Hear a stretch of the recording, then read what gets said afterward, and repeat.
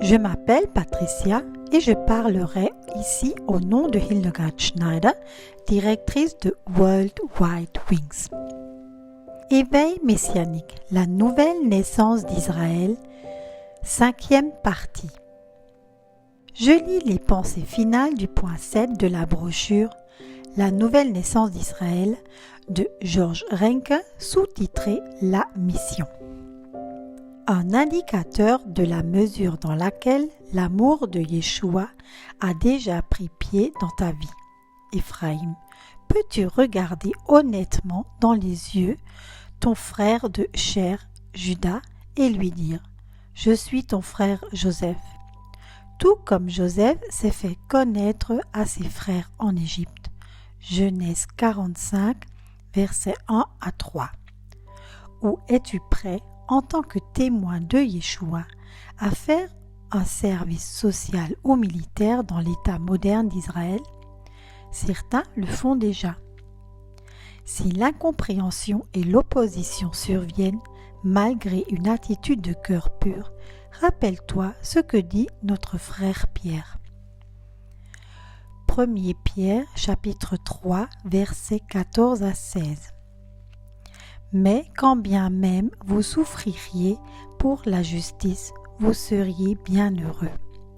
Vous, les menaçants, ne craignez pas et ne vous laissez pas troubler, mais sanctifiez plutôt le Seigneur Dieu dans vos cœurs. Mais soyez toujours prêts à rendre compte à quiconque de l'espérance qui est en vous avec douceur et respect. Et gardez une bonne conscience, afin que ceux qui médisent de votre bonne conduite dans le Messie soient confondus dans ce que, en quoi, ils vous calomnient comme malfaiteurs. Cela vaut bien sûr aussi pour les fidèles croyants au Messie de Juda. Ce sont eux qui, avec l'autorité que le Seigneur leur a donnée, peuvent dire au frère Éphraïm qu'il est et qu'il appartient à Israël, l'encourager et l'exhorter à venir à sa place dans ces derniers temps. Lorsque les fruits de cet encouragement seront visibles, Ésaïe 49, versets 21 à 22, et que tu penseras, Judas, qui m'a donné ces enfants? J'étais privé d'enfants et j'étais stérile. J'étais en effet exilé et enchaîné. Qui donc les a élevés? Voici que je suis rentré seul. Où était-il donc en ce temps-là? Ainsi parle l'Éternel Dieu. Voici que je fais signe aux nations étrangères et je donne aux nations un signe pour qu'elles viennent à toi avec tes fils sur les bras et qu'elles amènent tes filles. C'est ainsi que Judas réagit maintenant. Appelle tes frères, mon peuple et tes sœurs bénis. Osée 2, verset 3. Ouvre tes frontières à ton frère Éphraïm. Celui qui habite en nous opérera en nous pour son plaisir. Philippiens 2, verset 13. Il enverra lors de la moisson de nombreux ouvriers. Il interviendra lui-même puissamment, car l'accroissement de la domination et la paix n'auront pas de fin sur le trône de David et sur son royaume, afin qu'il le fonde et l'affermisse par le droit et la justice, dès maintenant et à jamais. Le zèle du Seigneur des armées fera cela. Ésaïe 9, verset 6. Il dit aussi, « Voici que je vous envoie Élie, le prophète, avant l'arrivée du jour grand et redoutable de l'Éternel. Il ramènera le cœur des pères vers les enfants et le cœur des enfants vers leurs pères, afin qu'à mon avènement, je n'ai pas à frapper le pays d'interdit. » Malachie 3, versets 23 à 24. Prions pour la foi d'Abraham, sans laquelle nous ne pouvons pas tenir. Genèse 22, Hébreux 11, versets 8 à 19, Romains 4, verset 16 et Luc 18, verset 29. Lève-toi, Éphraïm et Judas, sois lumière, car ta lumière vient, et la gloire de l'Éternel se lève sur toi. Ésaïe 60, verset 1. C'est sur cette magnifique invitation à devenir lumière que s'achève la brochure La nouvelle naissance d'Israël. Il me tient à cœur, ainsi qu'à toute mon équipe de World Wide Wings, que cette vision, qu'Éphraïm et Juda se réunissent et se réalisent. C'est un processus lent mais constant. Pendant des années, nous avons semé dans la maison d'Éphraïm par des conférences, des livres, des newsletters, des épisodes de l'éveil messianique sur la chaîne YouTube, afin que les yeux des croyants d'Éphraïm s'ouvrent. Il y a environ 16 ans, il y avait peu de frères et sœurs qui connaissaient leur identité en tant que membres de la maison d'Éphraïm. Mais entre-temps, beaucoup de choses se sont développées et notre travail a produit beaucoup de fruits.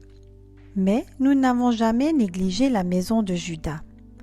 Une expérience personnelle et une question que Yeshua m'a adressée il y a de nombreuses années m'ont ouvert les yeux. J'étais en Israël avec un groupe de touristes américains. Au début du voyage, on nous a dit que nous devions écrire un journal de bord. J'ai décidé de ne pas écrire de journal. Le roi Hakodesh m'a tout de suite dit que je devais écrire un journal comme tous les autres participants au voyage et que le thème qu'il m'avait donné était « La mariée et l'époux ». Chaque jour, j'entendrais quelqu'un parler d'une mariée et d'un époux. Et c'est ce qui s'est passé. Dans le bus qui m'amenait à Jérusalem, je me suis mise à pleurer amèrement. Ce n'était pas moi qui pleurais, mais l'esprit d'Élohim qui pleurait en moi, ou à travers moi. Et soudain, Yeshua m'a posé la question suivante. Qui s'occupera de mon épouse de Juda? Cette question m'a touchée au plus profond du cœur et est tombée dans mon esprit. J'ai remué cette question en moi pendant des semaines, jusqu'à ce que j'ai eu l'impression d'organiser une conférence spéciale, Harvest Moon, dont le thème était « L'Évangile aux Juifs d'abord, l'Évangile de Yeshua » est une puissance d'Élohim pour le salut de tout homme qui croit, du juif d'abord, mais aussi du grec. Romains 1, verset 16. L'annonce de cette conférence a suscité de nombreuses oppositions. Le maire de la ville de Bad Nauheim, des représentants des églises protestantes et catholiques, mais aussi de nombreux pasteurs d'églises libres, ont interdit à leurs fidèles d'assister à la conférence. Avec mon roman d'apprentissage, La matrice du Messie, la séparation des deux maisons, Éphraïm et Juda, et la possibilité d'une nation ont été thématisés. Le contenu du livre. Lorsque le jeune écrivain Nicolas De Winter s'envole de Francfort pour New York, afin d'y écrire une recherche sur la vie juive, il ne se doute pas que ce voyage va dramatiquement bouleverser sa vie. À l'aéroport, il rencontre apparemment par hasard Aviad Cohen, un érudit juif chassidique qui est sur le point de recevoir un important héritage. De manière totalement inattendue, Nicolas devient co-héritier d'une immense fortune. Le seul problème pour tous les deux, il y a des conditions exigeantes, une mission qu'ils doivent remplir ensemble. En plein cœur de Jérusalem, ils se lancent dans un projet de film gigantesque et à partir de là, ils ne seront plus jamais les mêmes. Soudain, ceux qui séparaient leurs pères et leurs aïeux depuis des générations commencent à unir les deux hommes, le Messie. Le livre a connu un grand succès, a été traduit en anglais et en polonais et s'est retrouvé entre les mains de certains rabbins. J'ai ensuite créé le réseau de prière, parrainage de prière pour les communautés juives. sur lequel j'ai travaillé pendant 5 ans, jusqu'à ce que chacune des plus de 100 synagogues d'Allemagne ait des intercesseurs. Le seul objectif de la prière était de prier pour le salut des Juifs. Et nous avons prié pendant des années. Ce travail de prière s'est étendu sur nombreux pays comme la France, Suisse, Autriche, Roumanie, Hongrie, République tchèque et le Brésil, ainsi que des dépliants ont été traduits dans leur langue. Grâce à la visite de mon Père Céleste et à la naissance de mon 5e fils atteint du syndrome de Down, Elohim m'a ramené aux racines hébraïques de notre foi et m'a donné, en tant que pionnière, un champ d'action en Allemagne. C'était il y a environ 16 ans et entre-temps, beaucoup de ministères et de communautés messianiques se sont développés. Plus tard, j'ai fait partie du cercle des responsables de la maison d'Éphraïm de l'organisation Commonwealth of Israel, dont faisaient partie des rabbins de la maison de Juda. Nous cherchions un moyen de nous rapprocher, ce qui s'était avéré très difficile.